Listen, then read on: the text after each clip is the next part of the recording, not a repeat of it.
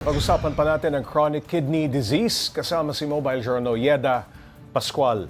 Yeda, para sa kaalaman ng lahat, ano ba eksakto ang chronic kidney disease? Masasabi bang ito ang pinakamalalang klase ng sakit sa bato? Okay. Ma'am Shri, ang pinakamalalang klase ng sakit sa bato ay end-stage renal disease. So ito yung pinakahuling yugto ng chronic kidney disease. Okay. So kumbaga 90% na ng ating kidney function ay talagang nawala na. So yes, nagisimula pa rin yan sa pagkakaroon syempre ng CKD. Which is ayun nga dapat yung focus natin ngayon at ayun yung kinakailangang agapan, sabi ng Department of Health. At Yeda, paano ba ang gamutan dito? Dalawa lang yan, Pops J. Unang-una, syempre, pamilyar tayong lahat, dialysis, kung saan artificial na nililinis yung ating dugo. Pangalawa, kidney transplant, kung saan syempre kinakailangan ng palitan ng panibagong kidney. Pero, Pops J, hindi naman afford yan ng lahat ng kababayan natin, di ba? Dahil talagang may kamahalan. Mahal at komplikado. Yes. Okay, ano kaya ang implikasyon nitong bumabatang edad ng mga pasyenteng may chronic kidney disease? Hindi common yan, no? Yes, Pops J. Oo.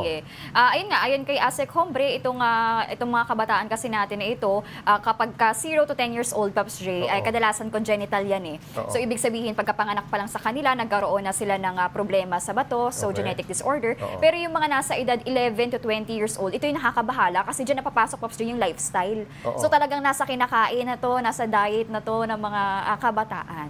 Okay, sabi mo, madalas lumalabas ang sintomas pag late stage na. Wala raw ba talagang paraan para ma-detect ito sa early stages?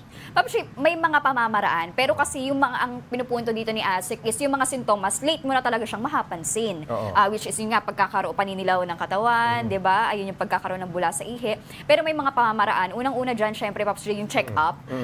Lalo-lalo na kung meron kang family history talaga, Pops J, ng pagkakaroon ng problema sa bato. So, sino-sino, Pops J, yung mga good candidate dyan. Andyan yung mga, yun nga, may family history ng Oo. sakit sa bato, mayroong UTI, Oo. mayroong diabetes o hypertension. Kasi, Pops J, yung dalawang sakit na yan, notorious yan, Pops J, Oo. na kapag ka hindi mo yan naalagaan at walang maintenance dyan, pwede talagang mauwi sa CKD yan.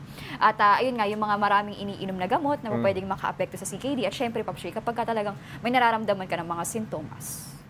Maraming salamat, Mobile Journal Yeda Pascual.